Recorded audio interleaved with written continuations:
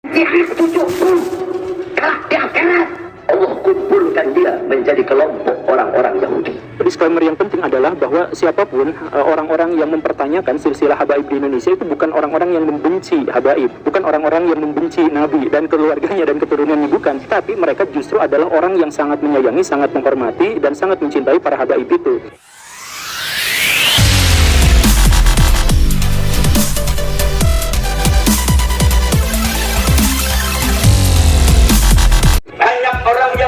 Mengaku sebagai cucunya baginda Nabi besar Muhammad, kemudian mereka datang untuk memecah belah umat, maka kita akan uji sampai mana kebenaran bahwa dia cucu Nabi. Baru kita percaya dia sebagai cucu baginda Nabi. Apalagi kalau berani tes DNA. Boleh kita tes DNA, anak yang duluan mau tes DNA, tapi ya dengan beberapa syarat. Syarat pertama, apakah bisa mereka yang meminta itu menggali kubur Rasulullah untuk mengambil darah Rasul? Kalau Habib Bahar itu memang tidak mau tes DNA, ya udah nggak mau, selesai di situ, nggak apa-apa gitu. Nggak usah sampai menghina dan menistakan Nabi Muhammad. Kan dalam Islam membongkar makam kemudian mengambil sampel darah atau hal yang semacam itu kan sebenarnya adalah penistaan terhadap jenazah, dan sesuai syarat Islam itu nggak boleh, itu terlarang keras. Nah ini kenapa malah membuat syarat yang begitu tidak mungkin dilakukan oleh kaum muslimin di seluruh dunia? Nggak akan ada kaum muslimin di seluruh dunia yang memenuhi syarat itu, karena nggak akan ada mau menistakan Nabi Muhammad gitu. Kenapa kalau nggak mau yang nggak mau, kenapa harus menistakan juga sebagai persyaratannya gitu?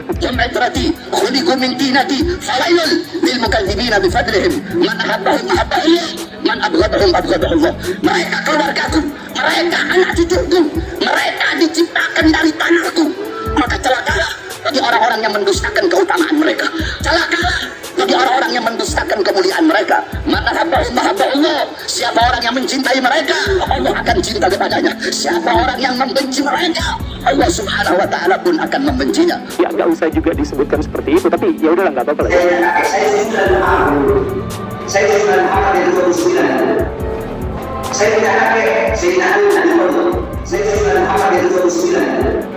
Saya sudah Muhammad yang 29. Coba kita lihat yang tadi ya, Habib Bahar, Habib Rizik, Habib Lutfi, Habib Muhammad, Habib ya dan lain sebagainya, Habib Ja'far juga dan sebagainya. Itu adalah generasi ke-36 sampai 39. Habib kok ngaku cucu ke-28? Ana waktu itu baru bangun tidur. Yang bener Ana 38, bukan 28. Saya sudah Muhammad yang 29. Saya sudah Muhammad yang 29. Ana yang ke-38. Orang cuma salah ucap 28 gara-gara bangun tidur doang udah bermasalah.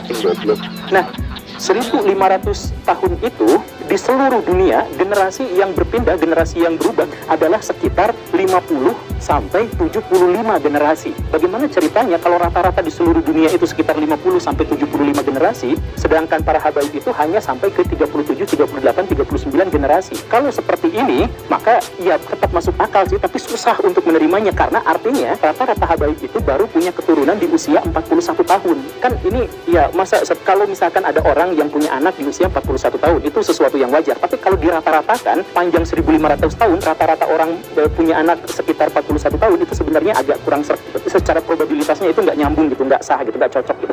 Apalagi ditambah dengan kesulitan yang lain bahwa di zaman dulu sebelum tahun 1800-an kebanyakan orang menikah di usia yang sangat belia, antara 11 tahun, 12 tahun, 13 tahun, 14 tahun begitu. Itu umumnya segitu. Kalau misalkan pernikahan itu terjadi di umur 11, 12, 13, 14 dalam kurun waktu 1500 tahun, rata-ratanya mereka menikah punya anak di usia 40 tahun atau punya generasi berikutnya di usia 40 tahun, maka saya pikir ini adalah sesuatu yang melenceng gitu, nggak sesuai kalkulasi begitu. Nah, jadi ayo kita lihat misalkan apa masalahnya itu. Kalau engkau mengakui Muhammad kakekku, kenapa engkau bisa berani menjadi saksi yang memberatkan, menjadi saksi yang ingin memenjarakan anak sebagai cucu kakek yang ente bilang mengaku sebagai umat Nabi Muhammad SAW? Nabi punya pelanjut yang namanya Fatimah itu ketika beliau berusia 34 tahun. Kemudian Fatimah berlanjut ke Hasan itu 19 tahun usianya. Husain ke pelanjut berikutnya yaitu Ali Zainal Abidin itu 33 tahun. Kemudian Ali Zainal Abidin ke Muhammad Al-Baqir itu 17 tahun. Kemudian Al-Baqir ke Ja'far Shadiq itu 26 tahun. Setelah dijumlah jambe diambil rata-ratanya, itu ternyata rata-rata generasi itu berpindah di usia 26 tahun. Dari satu generasi ke generasi berikutnya rata-ratanya itu adalah 26 tahun. Wajar, normal, masuk akal. Iya kan? Semuanya masuk akal. Gak ada yang sampai 40 tahun. Tetapi setelah Ahmad bin Isa yaitu Ubaidillah, nah di sini adalah masalahnya.